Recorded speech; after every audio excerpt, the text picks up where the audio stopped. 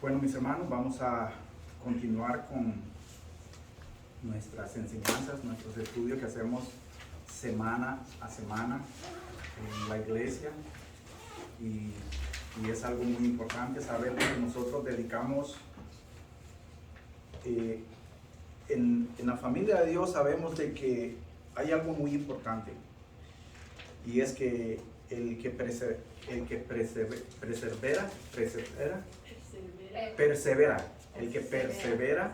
¿verdad? Alcanza. Y aquí no es como cuando uno terrenalmente, lo vamos a hablar, o secularmente, es que estamos buscando otras ambiciones, sino es que aquí lo que nosotros es que venimos y tratamos de aprender más de Dios, conocer más a Dios, porque entre más hagamos eso, pues lógicamente lo vamos a entender, porque hay muchas cosas que no son muy claras, y entonces para que nosotros eso lo mantengamos fresco, vivo, nosotros necesitamos estudiarlo. Es igual, hermano, recuerden, es igual como cuando nosotros vamos a la escuela. Cuando nosotros vamos a la escuela es porque nosotros vamos a aprender. Y si nosotros venimos aquí a la escuela es porque nosotros queremos aprender.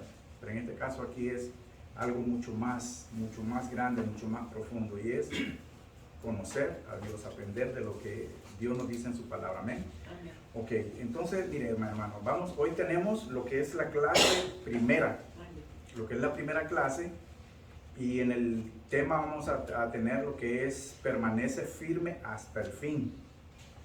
Permanecer firme hasta el fin. Y podemos ver, sacar como la idea central es que podemos esperar dificultades. Mira, mi hermano, cuando eso dice algo de que siempre yo le he dicho de que el ser hijo de Dios, ser un cristiano, que hemos sido llamados, no significa, acuérdense, no significa que no vamos a tener dificultades en la vida.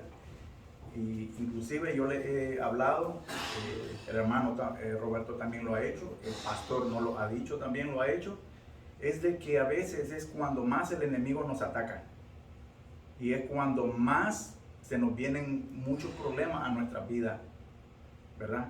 Y es porque el enemigo no está contento.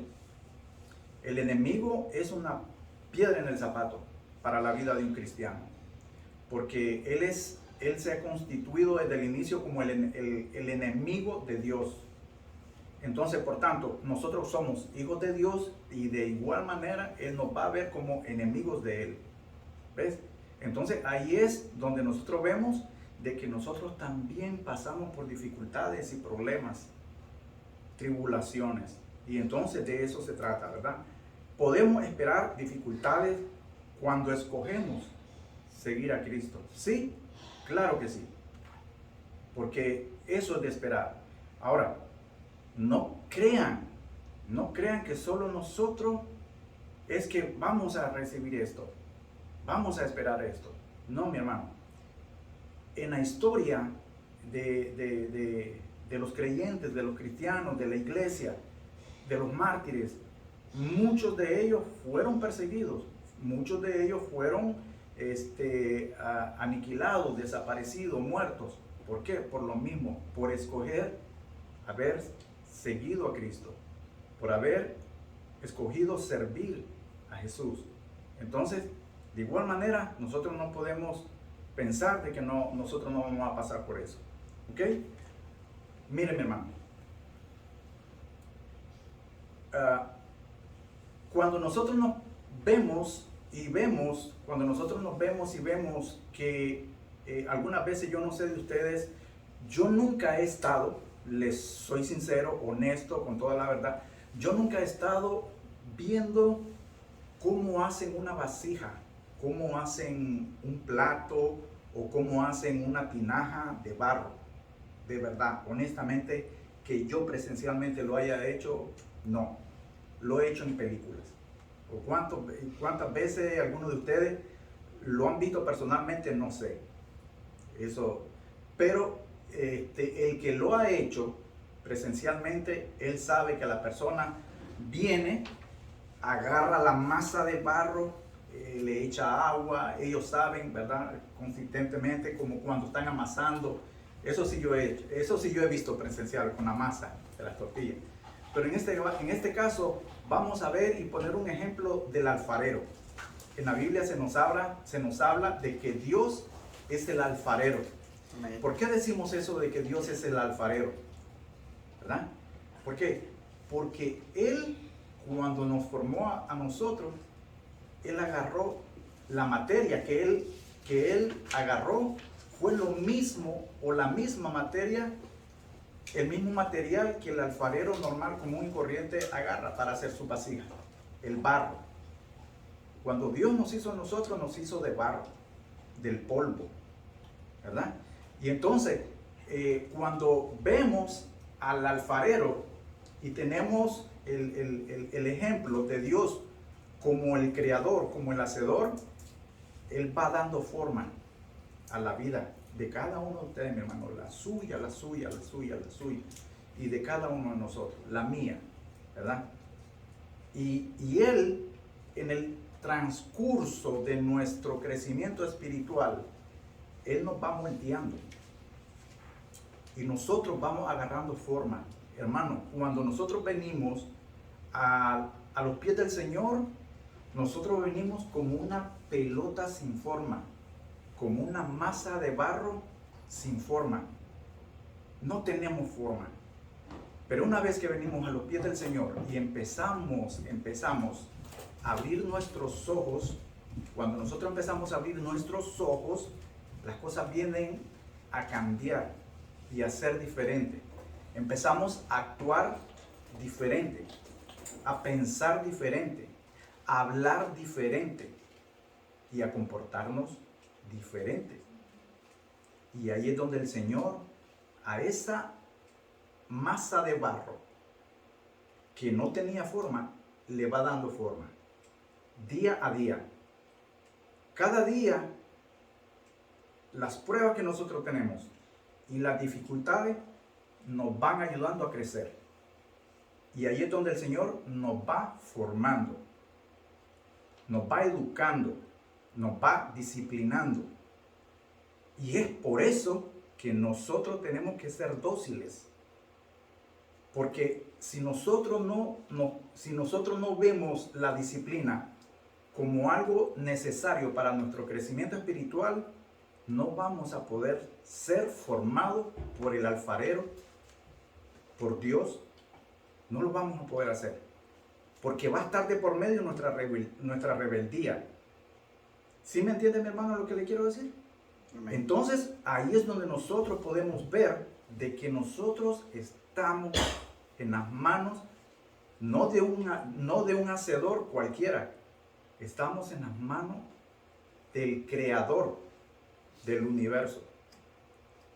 ¿Ves? Amén, mi hermano, sí, ahí estamos con, ¿verdad? Amén. Amén. Mire, lo cierto es que el Señor nunca nos prometió de que no tendríamos dificultades. Él nunca dijo, si ustedes eligen seguirme, les prometo que no van a tener dificultades. Él nos lo dijo.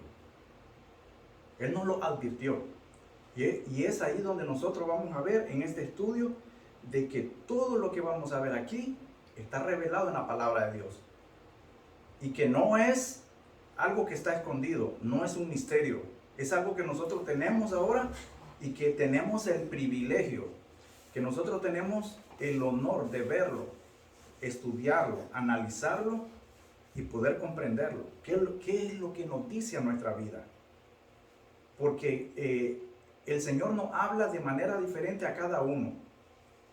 En cada mensaje que se nos dan, en cada prédica, en cada estudio que hacemos, el Señor nos habla en aspectos diferentes. Puede ser de que en nuestra vida o en mi vida, poniéndome personalmente yo, hay cosas que el Señor me esté diciendo que tengo que cambiar. Que tal vez para usted no va a ser problema. O no tiene dificultad en esa área. Pero tal vez le va a hablar en otra área a usted, que usted tiene dificultades, pero que tal vez para mí no lo son. Y ahí es donde nosotros tenemos que poner y ver de qué manera el Señor nos puede ayudar a crecer. Porque él lo que busca es que nosotros crezcamos espiritualmente. ¿De qué manera? Reconociendo lo que está mal y lo que está bien. De mejorar y de salir adelante. Ese es el propósito, ¿verdad? El apóstol Juan, en este caso, Mateo, ¿verdad?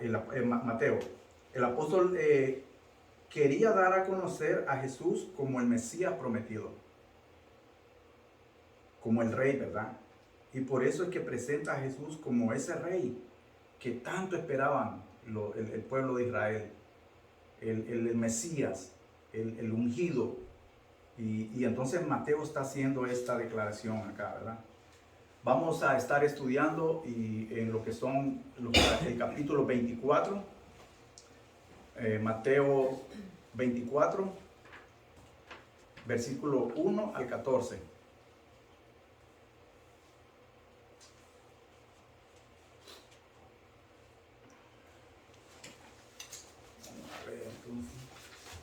Si alguien me lee, por favor, lo que es Mateo 24, del versículo 1 al 3. Amén. Cuando Jesús salió del templo y se iba, se acercaron sus discípulos para mostrarles los edificios del templo. Respondiendo él, les dijo: ¿Veis todo esto? De cierto os digo que no quedará aquí piedra sobre piedra que no sea derribada. Y estando él sentado en el monte de los olivos, los discípulos se le acercaron aparte, diciendo: Dinos, ¿cuándo serán estas cosas? ¿Y qué señal habrá de tu venida y del fin del siglo? Amén, gloria a Dios. Mi hermano, mire, aquí es algo muy importante. Tenemos que ver, analizar estos versículos, porque aquí Jesús, saliendo del templo, cuando venía, ¿verdad?, se acercaron sus discípulos, sus estudiantes. En este caso era el grupo íntimo de Jesús, de nuestro Señor, ¿verdad? Y según los discípulos, ¿verdad? A veces nosotros solemos hacer eso. Queremos impresionar a veces a nuestros amigos, queremos impresionar a alguien que está a nuestro alrededor. A veces lo llevamos a nuestra casa y le decimos: mira, es aquí donde vivo, es así como, esto es lo que yo tengo, y este es mi terreno, y estos son mis carros, esto es aquí. Tratamos de impresionarlo, ¿verdad? Los discípulos, era un templo majestuoso, ¿verdad? Para la época, no era como el primer templo, ¿verdad? Ya había sido reconstruido, pero era majestuoso, seguía siendo lindo, bello, ¿verdad? Entonces los discípulos le están diciendo a Jesús: mira, maestro, mira el esplendor de este templo. Pero entonces vemos en el versículo 2 que respondiendo Jesús, ¿verdad?, les dijo: ¿veis todo esto? Y lógicamente, claro, ellos dicen: sí, es bello, es único, ¿verdad? Entonces Jesús le dice: de cierto os digo que no quedará aquí piedra sobre piedra que no sea derribada. Wow, en este momento los discípulos se salen de onda, como decimos, ¿verdad? Porque era algo que era indiscutible, que en ese momento algo o alguien pudiera pensar de que el templo pudiera ser destruido, ¿verdad? Porque había costado mucho trabajo, horas hombre, mucho tiempo, mucha dedicación para que el templo se llegara a construir y ser lo que era ese templo. Les voy a decir una cosa, mi hermano. El templo en la época de Jesús, en este caso, el templo tenía un significado, hermano, que usted no se imagina. Altamente, profundamente, el templo era todo. Era el centro de la vida de la comunidad judía. Era el centro de su vida. ¿Por qué? Porque ahí estaba la presencia de Dios. Ellos llegaban al templo a adorar a Dios. ¿Qué nos dice eso a nosotros?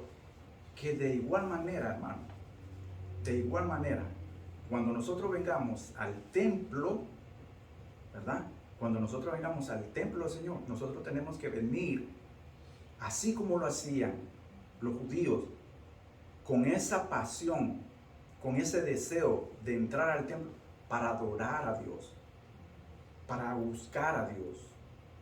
Esa es una enseñanza que nos deja, ¿verdad? Pero bueno, sigamos, ¿verdad? Entonces los discípulos se maravillan de todo esto y no lo creen, ¿verdad? Pero entonces en el versículo 3, ya el Señor, ¿verdad? Estando sentado en el monte de los olivos y los discípulos se le acercaron aparte.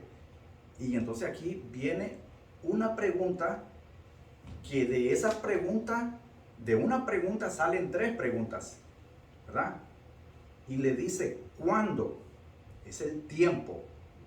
¿Cuándo va a ser el tiempo, verdad? ¿Cuándo serán estas cosas? Y después le hace otra pregunta, que en las mismas tres preguntas, la otra pregunta metida en la misma es, ¿cuál va a ser la señal?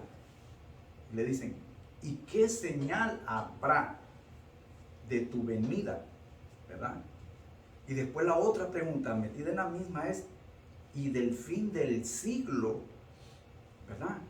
Entonces, hay cosas que ellos están confundidos y no entienden. No entienden.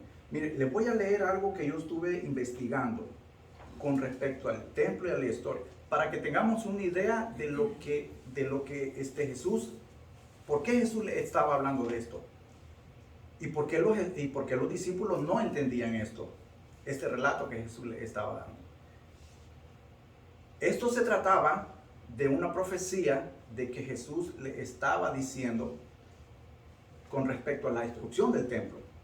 Y esto iba a suceder 70 años más tarde, ¿verdad? Entonces, las causas que llevaron a la caída del templo y en sí a la destrucción de Jerusalén fueron por la gran represión que los judíos tenían por parte de los romanos. Era una represión, hermano, enorme, completamente descomunal. Los oprimían, los ultrajaban, se aprovechaban de ellos y ellos no aguantaban ese momento cuando Jesús vino. Por eso ellos esperaban ese Mesías con muchas ansias, porque ellos ya no aguantaban la bota en su cuello, ya no la aguantaban. Y entonces, ay, el Mesías, ¿cuándo vendrá el Mesías? Cuando Jesús llega y hace todas las señales, los milagros y todo eso, entonces, vaya, llegó el Mesías, ¿verdad? Cuando Juan Bautista llamó, le envió y le dice, ¿eres tú el Mesías al que esperamos? Ellos esperaban que le dijera el Señor de una vez, sí, yo soy el que los va a liberar. Pero esa libertad, yo les había dicho la otra vez, que esa libertad que Jesús le estaba diciendo no era la libertad que ellos estaban buscando. Ellos estaban buscando una libertad de represión, de opresión. Pero Jesús les estaba ofreciendo la libertad de pecados, ¿verdad? Entonces es muy diferente, ¿ok? Ahora, los romanos exigían el culto al emperador, ¿verdad? Y era muy obvio, hermano, era muy obvio que los judíos, los hebreos, jamás, por ningún motivo, ellos podían adorar como Dios al emperador, al César, nunca. Y mucho menos todas sus divinidades que ellos tenían, sus dioses, esto y que aquí, no lo iban a hacer. Entonces, con mucha más razón, los romanos oprimían cada día más y más y más a los judíos. Esa era la causa. La causa, ok, ahora mire, alrededor del año 66, que fue del 64 al 66, antes de la caída del templo y la destrucción de Jerusalén, había un personaje o alguien, era un gobernador, ¿verdad? Se llamaba Gesio Floro. Este gobernador era el gobernador de Judea. Pero este gobernador era muy, pero muy ambicioso. Este gobernador era muy ambicioso. Entonces, a él le importaba más el dinero que la vida humana. Y en este caso, él era antisemita, es decir, odiaba a los judíos. Él odiaba a los judíos, ¿verdad? Y entonces, como a él le gustaba mucho el dinero, por su ambición, cuando se recogía el tributo, o en otras palabras, digamos, el dinero, ¿verdad? Las taxas, lo que tenía que pagar la gente. Cuando se recogía eso y no era suficiente, en otras palabras, quedaban poquito, él se enojaba mucho. Y cuando se enojaba, entonces él decía, oh, como no quisieron dar. Y entonces están escondiendo el dinero que se tiene que dar al imperio, ¿verdad? Entonces, como no lo quieren dar, lo están escondiendo. Entonces, vamos y saquemos la plata y el oro del templo. Y entonces él lo hacía y iban los subordinados, los guardias. Y entonces saqueaban, se llevaban, robaban la plata y el oro del templo. Acuérdense, otra vez, el templo era lo más sagrado para los judíos. Entonces los judíos empezaron a llenarse de mucha ira, de mucho odio. Y empezaron ellos a formar grupos. Entre ellos estaban los celotes. Los celotes eran, en otras palabras, llamándolo así, así en palabras actuales, eran muy patriotas. Y ellos jamás, por ningún motivo, ellos iban a dejar de que los romanos hicieran eso con el templo, ¿verdad? Entonces, ¿qué pasó? Esta gente se empezó a organizar, los judíos se empezaron a organizar y armaron un ejército para luchar en contra del imperio romano, de los romanos. Hermano, y se hizo una revuelta que usted no se imagina. Fueron meses, días, semanas, meses y meses de ataques, de confrontaciones. Y eran cientos de muertos. Eran matanzas que se hacían, hermano, de judíos y romanos. Los judíos defendiendo el templo y los romanos imponiéndose. ¿Ok? Entonces, mire, ¿qué pasó? Que cuando después aquí ya viene un personaje que es el que necesitamos nosotros ver. A causa de este gran conflicto, el emperador, que era Vespasiano, Tito Vespasiano, fue el sucesor de Nerón, o sea, el que reemplazó al emperador Nerón, ¿verdad? Nosotros sabemos quién era Nerón. Este Vespasiano tenía un hijo que se llamaba Tito. Era un muchacho joven, pero que era el general del ejército romano o de las legiones romanas, ¿verdad? Entonces le encargó que pusiera orden a toda esta revuelta que había, a todo este conflicto, a todas estas matanzas, ¿verdad?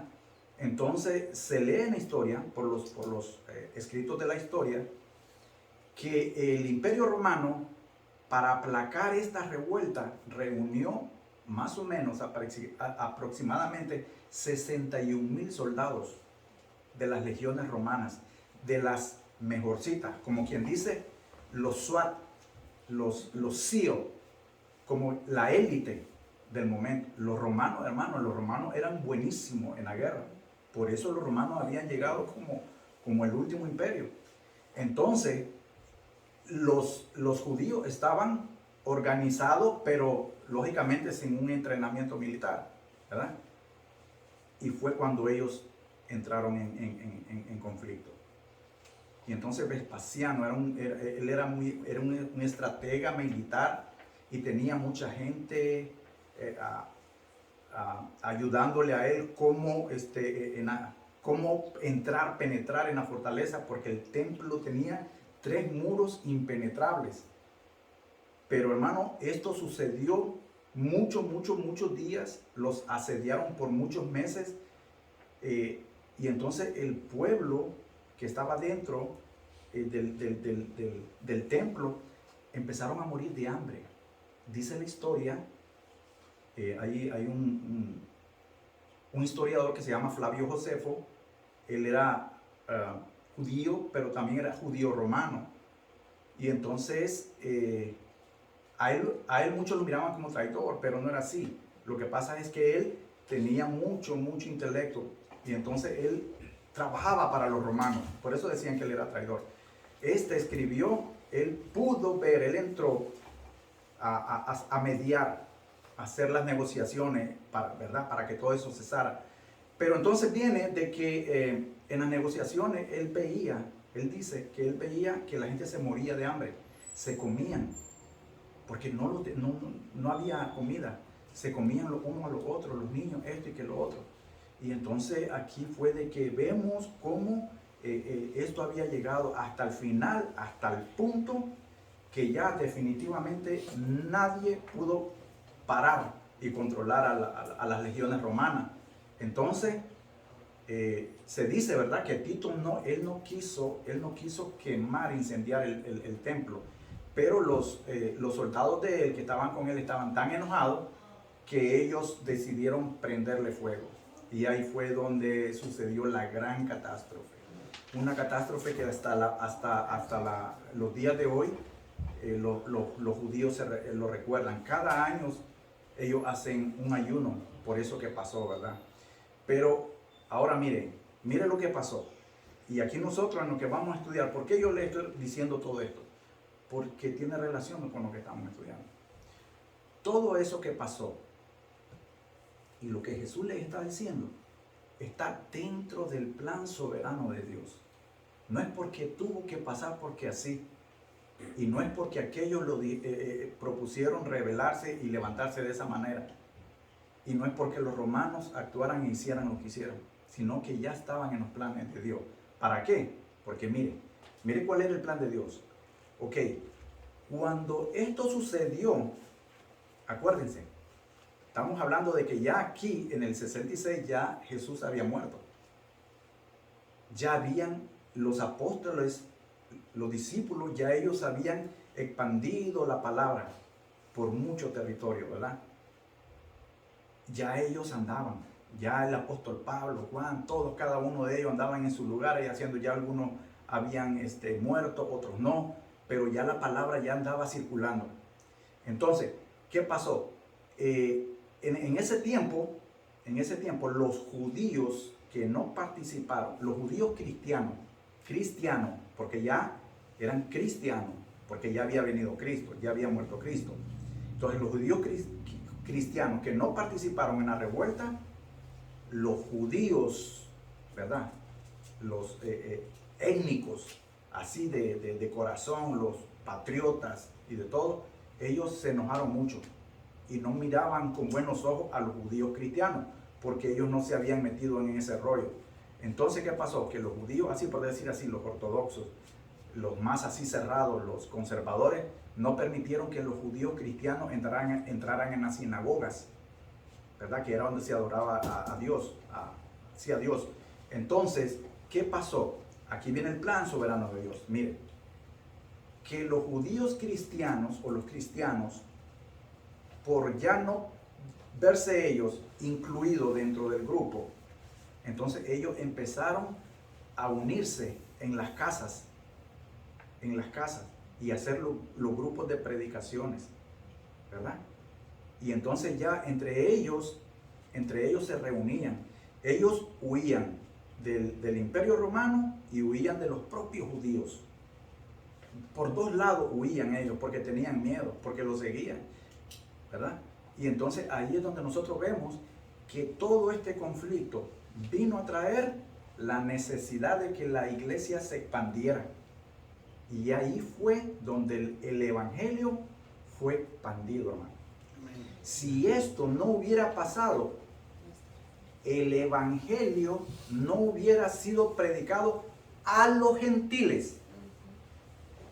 A nosotros no lo tuviéramos. ¿Sí me entienden? Ok, ahora sí, ok.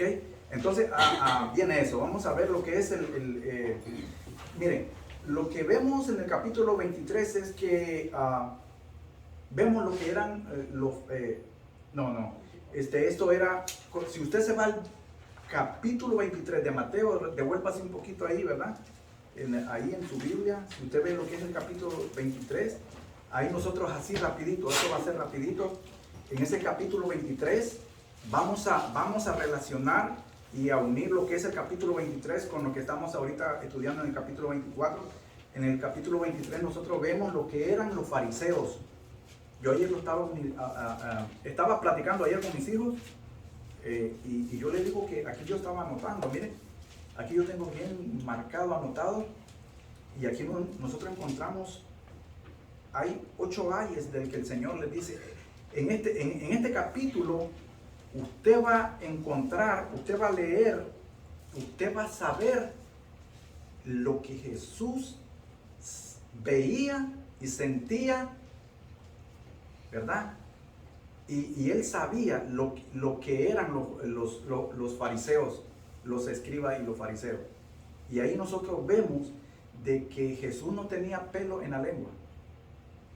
Y que Jesús no se guardaba las cosas para él, tal vez porque él iba a hacer sentir mal a alguien. No. ¿Y qué nos dice eso? Que también a nosotros nos deja una lección. Porque hay muchas iglesias que se callan la boca y no dicen la verdad que está en la palabra. No la que ellos piensan, sino la que está en la palabra. Y entonces, ¿qué nos dice eso? Que por eso muchas iglesias son a como son, porque no le dicen la verdad a la gente. ¿Sabes qué, hermano? No hagas eso, porque estás adulterando, le estás siendo infiel a tu esposa. ¿Sabe qué, hermano? Deje de chismear un poco, porque eso no está bien para la congregación. ¿Sabe qué, hermano? Usted tiene que poner un poco, tiene que ser más responsable. Hay gente que no le gusta que le diga eso. Y los pastores, por tal de que sus miembros no se le vayan, entonces se quedan callados. Jesús, lea este capítulo, usted en su casa, y usted va a empezar a ver las cosas que él le dice, ¿verdad? Son cosas impresionantes, durísimas, fuertísimas, fuertísimas, que si usted me lo dijera, si tal vez usted me lo dijera o yo se lo dijera a usted, si yo le dijera a usted, usted diría, hermano, yo me voy de la iglesia porque usted no tiene sentimiento, no tiene corazón, pero es que es la verdad, ¿verdad? Y ahí es donde nosotros tenemos que ver. Amén. Jesús le hizo ver a los fariseos lo que en verdad ellos eran, lo que ellos tenían en su corazón, porque ellos reflejaban, dice la palabra, que ellos sacaban sus flocterías y los flecos y se pavoneaban en las calles y les gustaba, les encantaba que les dijeran rabí, rabí. Eso era lo que ellos siempre andaban, ¿verdad?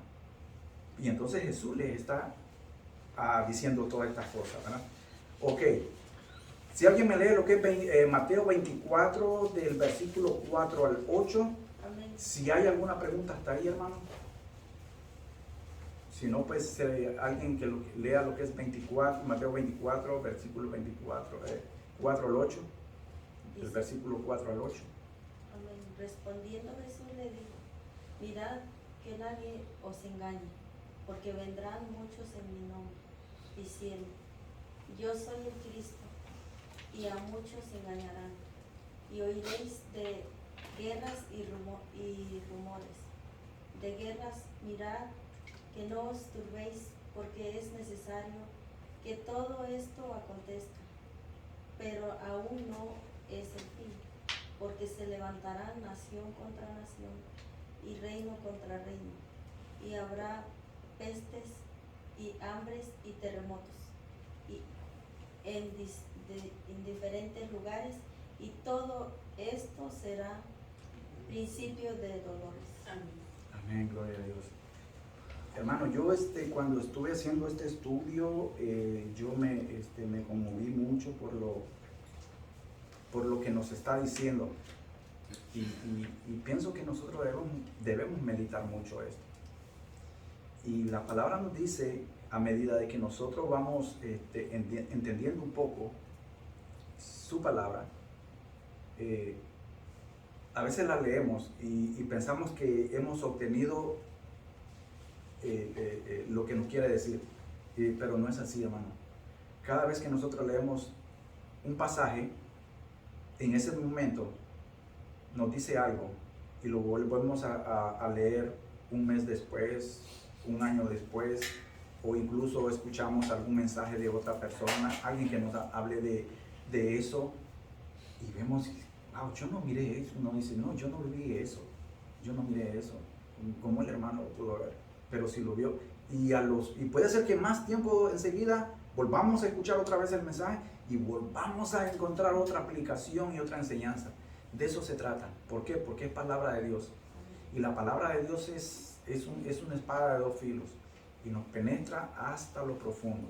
Y de eso se trata, ¿verdad? Amén. Mire, respondiendo Jesús les dijo, mire, aquí hay algo. Y pongan mucha atención. Mirad. Este mirad es como cuando nosotros a alguien nos dice, despiértense. Aquí nos está diciendo el Señor, despiértense. Porque aquí en todo este contexto, hermano, yo quiero que usted sepa algo. En todo este contexto, Jesús se lo está diciendo a sus discípulos. Nos lo está diciendo a nosotros los creyentes. Aquí no lo está diciendo a los no creyentes, lo está diciendo a los creyentes, a los discípulos. ¿Por qué? Porque ya le voy a decir algo. Mirad que nadie os engañe. Este engañarse se trata de que nadie te meta gato por liebre, hermano. Este engañar significa de que nadie te meta basura en la cabeza. Este engañar significa que preste atención a lo que usted oye para que así mismo usted esté despierto y usted pueda actuar y usted pueda reaccionar. ¿Entiende? Mirad que nadie os engañe. Versículo 5. Porque vendrán, mire que aquí lo está advirtiendo, porque vendrán muchos, no dice poquitos y no dice unos cuantos, dicen muchos en mi nombre. En mi nombre es que van a ser usurpadores, se van a hacer pasar por Jesús, van a querer ponerse el nombre de Jesús, van a querer hablar en nombre de Jesús. ¿Sí se fijan? Entonces, esto sucede dentro del cuerpo de Cristo. Amén. Y de los que aún están afuera indecisos. Porque hay un grupo que está afuera que ellos quieren entrar a la familia de Dios. Pero por estos engañadores ellos aún no se deciden. Porque le están comiendo el oído. No, mira esto. Mira, aquí estamos mejor, esto que lo otro. Entonces ellos no lo hacen. ¿Por qué? Porque muchas de las cosas la van a hacer como que es Jesús. Por eso hay muchas Biblias que han transcrito muchas cosas y han puesto cosas a la forma de como ellos piensan. Y eso no es lo que la verdadera palabra de Dios dice, ¿verdad? Ahora dice, diciendo, lógicamente, ¿verdad? Diciendo, yo soy el Cristo. ¿Qué es esto? ¿Qué está diciendo Jesús acá? Cuando Jesús dice, yo soy el Cristo, es el ungido de Dios. Cristo significa el ungido de Dios, el Mesías, el que iba a traer salvación. Ahora, cuando esas personas se están haciendo llamar Cristo, ellos le están ofreciendo salvación, algo que no pueden dar ni ofrecer. Amén. Y entonces le están engañando. Por eso Él dice, mirad que nadie os engañe. Y ahí es donde nosotros tenemos que abrir los ojos, ¿verdad? Ahora dice, yo soy el Cristo y a muchos se engañarán. ¿Qué pasa? Hermano, muchos van a caer.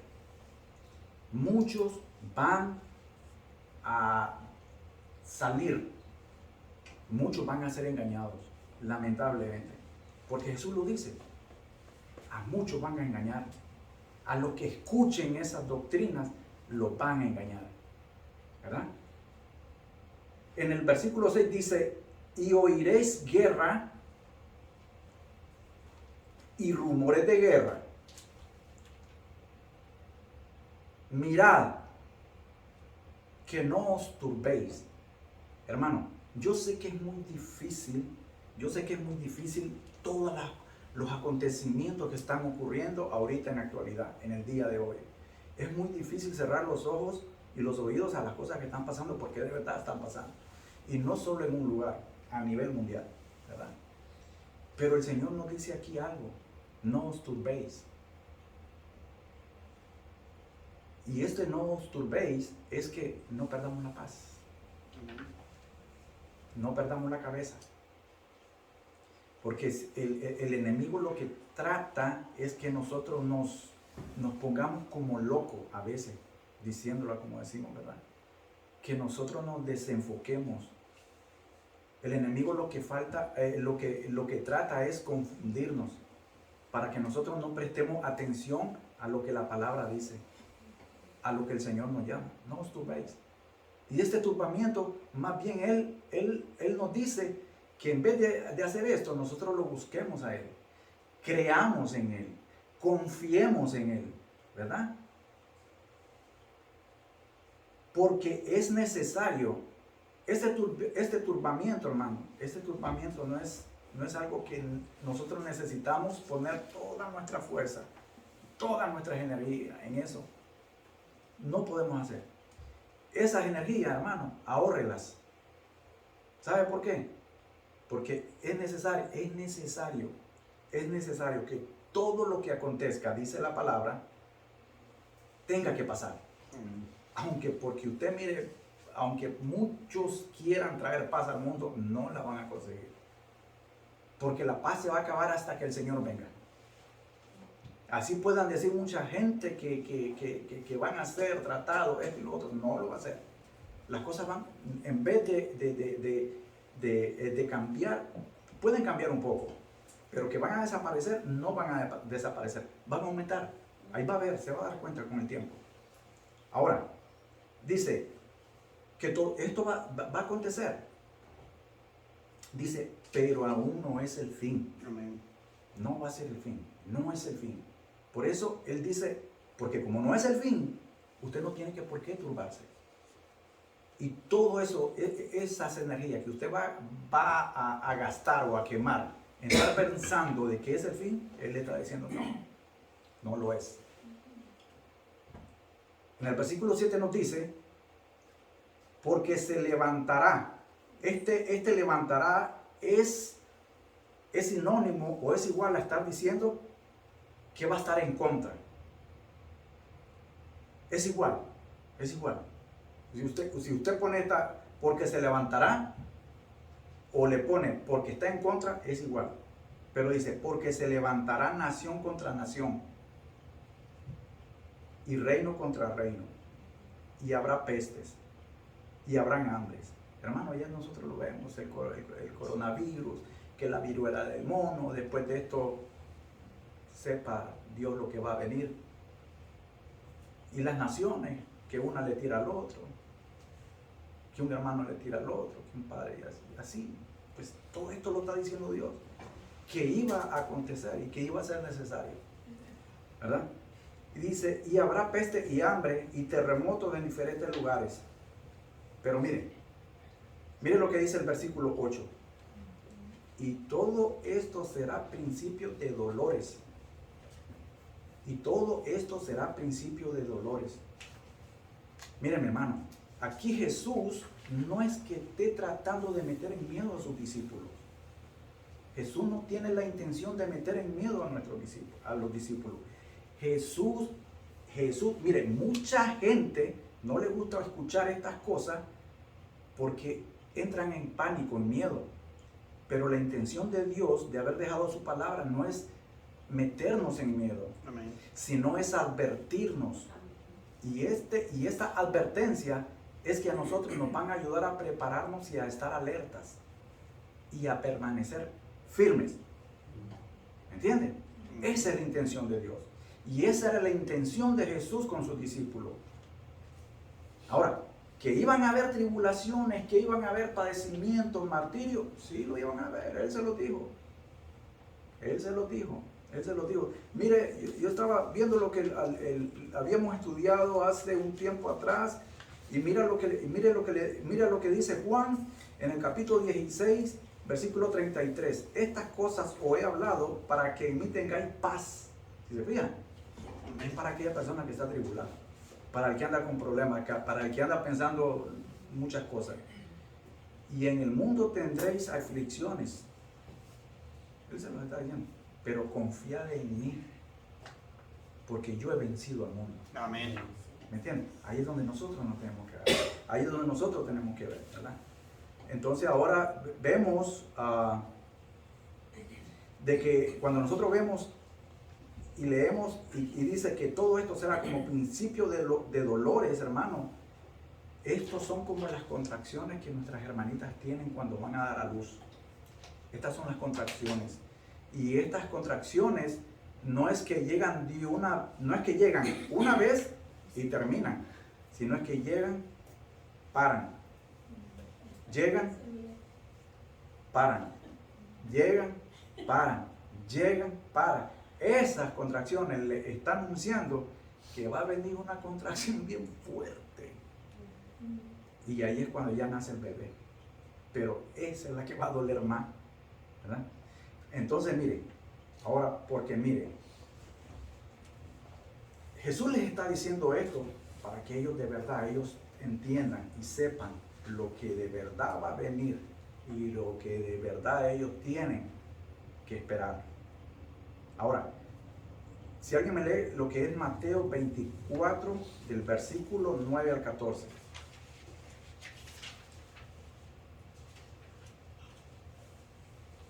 Entonces os entregarán a tribulación y os matarán, y seréis aborrecidos por todas las gentes por causa de mi nombre.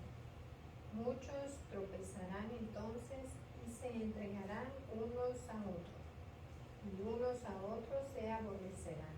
Y muchos falsos profetas se levantarán y engañarán a muchos. Y por haberse multiplicado la maldad, el amor de muchos se enfriará. Mas el que persevere hasta el fin, este será salvo. Y será predicado este evangelio del reino en todo el mundo, para testimonio a todas las naciones, y entonces vendrá el fin. Amén. Gloria a Dios. Mire, acuérdense, lo que miramos en la página anterior, Mateo concluye en el capítulo 8 y dice, y todo esto serán principios de dolores. Pero Mateo lo que hace es empalmar o juntar, pegar lo que es el versículo 8 con el 9. Porque esos dolores de parto, esos dolores no de parto, esos dolores que ellos iban a tener, ya que en este versículo entonces nosotros los vamos a ver. Entonces os entregarán. Esa frase de ser entregado es ser traicionado.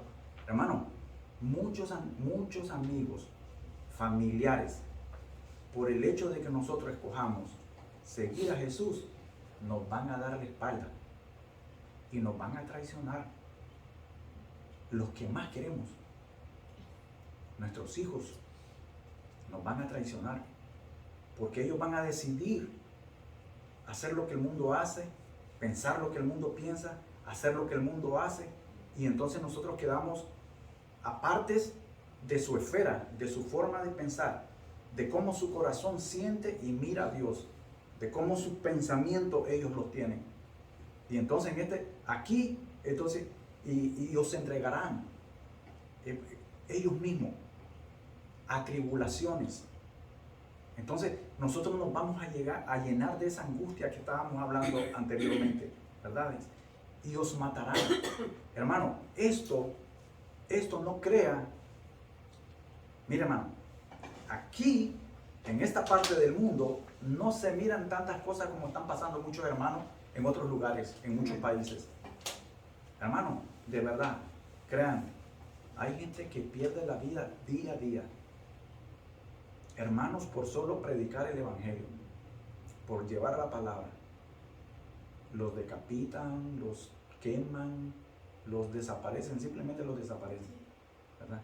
Y entonces aquí Jesús lo está diciendo, se lo está diciendo a los discípulos, ¿verdad? De que iban a tener mucha tribulación y los iban a matar. Y dice, y seréis aborrecidos. Este ser aborrecido, hermano, es un odio sin límites. Porque hay una parte de la palabra que también Jesús les dice, Si esto es a mí, me lo han hecho, imagínense a ustedes. Se lo hicieron al Hijo de Dios, imagínense a nosotros. Y Jesús se lo está diciendo, y seréis aborrecidos. Hermano, siéntase dichoso usted que escucha domingo a domingo y usted puede leer cualquier día y en cualquier momento la Biblia, en su casa o donde sea. Pero hay muchos hermanos que no lo hacen. Y si lo hacen escondido. Y muy, pero muy discretamente, porque no lo pueden hacer a la luz, como nosotros lo hacemos. Y dice, y serán aborrecidos de todas las gentes. Y aquí no van a ser mucho ni poco, de todas las gentes. ¿Pero qué gente? ¿De qué grupo? De los que no están del lado de Jesús. De los que están en contra. Ellos van a estar mal. ¿Verdad? Y entonces, ¿por qué van a hacer todas estas cosas? ¿Y por qué los van a aborrecer? ¿Por qué nos van a aborrecer? Porque Jesús dice, por mi nombre. Amén. Por causa de mi nombre. No es lo que yo sea. No es lo que yo sea. No es lo que Román sea. No es lo que yo quiera. Sino va a ser simplemente porque yo predique a Cristo. ¿Verdad? Y dice, muchos tropezarán. Este tropezar, hermano, es que muchos vamos a estar confundidos. O muchos van a estar confundidos. Amén. Muchos van a estar confundidos. Y por el estar confundido y no, por no ver y buscar verdaderamente donde tiene que ser, que es aquí, la fuente que a usted le da la vida eterna, usted se va a ir a otro lugar, a otros lugares. Usted va a ir a buscar otras cosas que en vez de darle entendimiento, usted lo van a confundir más. ¿Verdad? Y entonces eso va a ser, dice, y muchos tropezarán. Y entonces se entregarán unos a otros. Y unos a otros se aborrecerán. Era lo mismo que yo le decía. Si usted, mi hermano, si usted no tiene, si hay una persona que no tiene las mismas ideas de usted, esa persona le va a decir a alguien que por qué usted está en ese lugar. ¿Me entiende? Así sea usted un buen trabajador, así sea usted un buen vecino, si usted vive en una comunidad, si usted está rodeado de personas que no aman a Dios, pues usted espere lo peor de ellos, porque se va a constituir enemigo de ellos, de sus ideas, de cómo ellos viven y de lo que hacen, de lo que practican, de lo que profesan, ¿verdad? Y de lo que sienten ellos en su corazón. Ahora dice, en el versículo 11, y muchos falsos profetas, mire que aquí dice muchos falsos profetas, se levantarán y engañarán a muchos. Hermano, nuevamente, muchos van a ser descarriados, muchos van a ser engañados. Hermano, de verdad, y esto es para nosotros los creyentes. ¿Por qué yo le decía que es para nosotros los creyentes? Porque al diablo no le interesa descarriar a alguien que ya está con él. Amén. Amén. Ya es del diablo. Más bien el diablo le va a decir, no, pues ve a hacer tu trabajo. Y este es el que va a ir a andar haciendo tropezar a los hijos de Dios, el que va a andar confundiendo a los hijos de Dios. ¿Verdad? Y entonces dice en el versículo 12, y aquí hay algo que usted tiene que prestar mucha atención. Y por haberse multiplicado la maldad, el amor de muchos se enfriará. Aquí viene lo que es la apostasía. Cuando un creyente, cuando un hijo de Dios apostata, es aquel creyente que se va a alejar ya habiendo creído en Jesús. No apostata el que nunca ha creído, apostata el que ya ha oído de Jesús, porque ya después él hace lo que él quiere hacer y ya entonces deja lo que es, ¿verdad? Lo que es la palabra de Dios. Y en el versículo 13, ya casi para terminar, dice, mas el que persevere,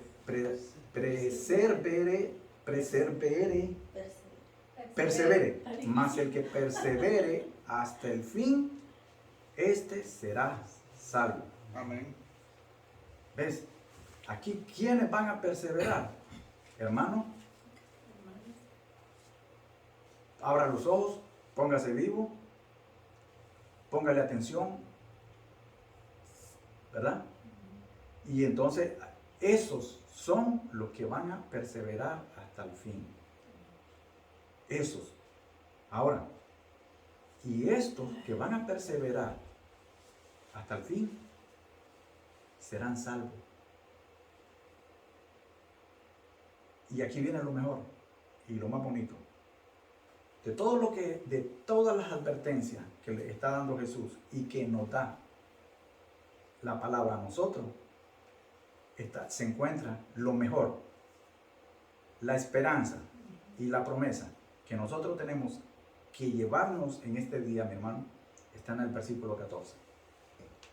Dice: y será predicado este evangelio del reino en todo el mundo. Wow, a eso me saca de verdad. Ellos me pone, y de todo lo que estábamos viendo se oye como como que mucha calamidad, como de que muchas cosas, pero es la verdad. Pero toda esa verdad que nos pone a pensar a nosotros y a veces nos rechina en el oído, aquí viene a decirnos por qué tiene que pasar esto. Y que ante todo esto hay una promesa de esperanza, hay una esperanza. Porque con todo esto, créalo, mi hermano, la palabra de Dios, el predicar el evangelio, no va a acabar. Amén. No va a cesar, no va a desaparecer. Por lo contrario, va a aumentar. Y nosotros vemos que la palabra de Dios está siendo, hermano, esparcida por todo el mundo.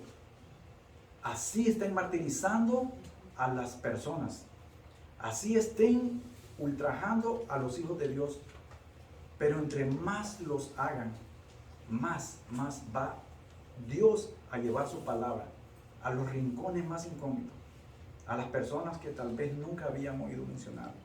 Y es por esto, dice, y será predicado este evangelio del reino en todo el mundo. ¿Para qué? Aquí hay un motivo, hermano. Aquí hay una razón. ¿Para qué se va a predicar este evangelio? Para testimonio a todas las naciones. Y ya, para cerrar, entonces dice, después de todas esas cosas, después que nuestro Señor Jesús vea que ha sido esparcido su evangelio y que con la palabra de Dios se convierta hasta el último, cuando ya se convierta hasta el último. Hubo un momento que los discípulos le preguntaron a Jesús: Señor, ¿cuándo van a hacer estas señales? Él les dijo: ni los ángeles del cielo ni yo lo sé. Porque en su condición, no es que él no lo supiera, pero en esa condición de ser humano él no lo sabía, ¿verdad? Yo no lo sé. Pero entonces, cuando eso suceda, es cuando ya el evangelio llegue hasta la última persona. Entonces ahí, y solamente hasta ahí, en ese momento, es que va a ser el fin. Amén. Amén, mi hermano. Amén. Si hay algo que ustedes quisieran. Yo quisiera comentar, hermano, que realmente lo que está usted diciendo es verdad, ya se está mirando. Está hablando también del enfriamiento, que muchos se van a enfriar y se van a alejar Sí. de los caminos del Señor. Sí. En cambio, nosotros como cristianos sabemos que la palabra nos lo está diciendo aquí mismo: ir y predicar el evangelio a todo el mundo. Así es. Entonces nosotros no vamos a ir a todo el mundo, pero nosotros como cristianos debemos de hablarle a otras personas, y a veces no lo hacemos porque tenemos temor, Así es. o a veces lo hacemos, pero yo me estoy fijando que hay un enfriamiento en la vida Claro humana, que sí. Claro que sí. que es el yo, mi familia. Si hay algo le hace a mi familia, pues yo se meto. Pero lo que yo tengo un temor bien grande y que lo estoy mirando cada día y que digo, Dios mío, yo estaré haciendo bien o estaré haciendo mal. Pero yo veo que están atacando a las personas y nadie hace nada. Lo que hacen es agarrar el celular y empezar a tomar video. Así estén matando, golpeando, violando o insultando o cualquier cosa, y no hacen nada. Entonces también me he fijado también que ya mucha gente a veces no sé, hermano Elías, ahí dime, ¿la palabra será crucificar a un hermano? ¿O cómo ahí puede decir otra palabra, hermano? Que por algún comentario o alguna cosa que no está de acuerdo, ya lo crucificaron y ya dice, pues, ¿qué clase de cristiano? Y yo eso no lo veo bien.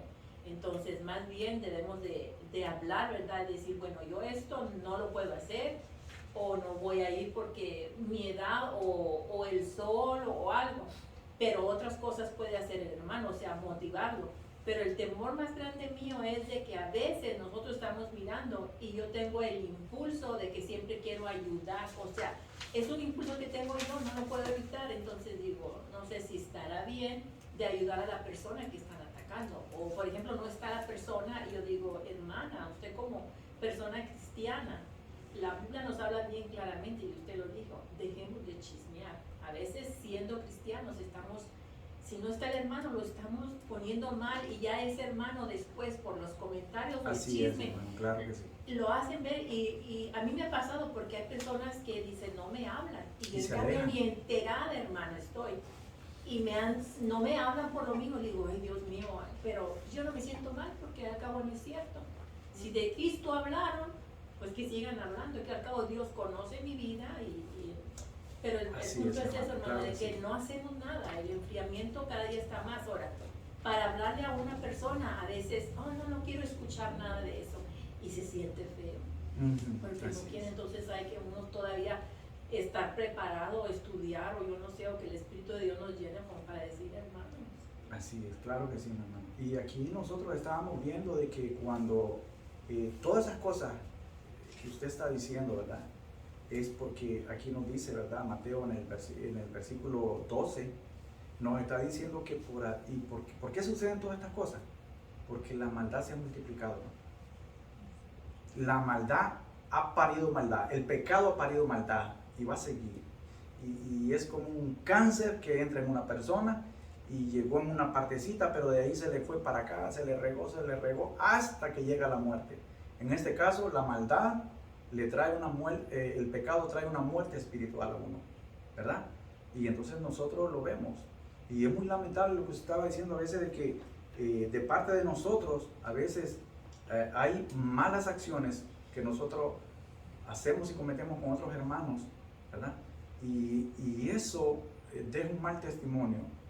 Y a veces una persona, un hermano puede ser, un hermanito, una hermanita puede ser débil y eso lo hace enfriarse y alejarse. ¿Y por qué? Porque tal vez nosotros no supimos cómo hacer las cosas bien, ¿verdad? Bueno, mi hermano, entonces nos vamos, ¿verdad? Nos vamos a despedir. Amén. Bendito Señor Padre por esta hora que nos has dado, mi Señor, por tus enseñanzas, por tu palabra, mi Señor. Gracias porque son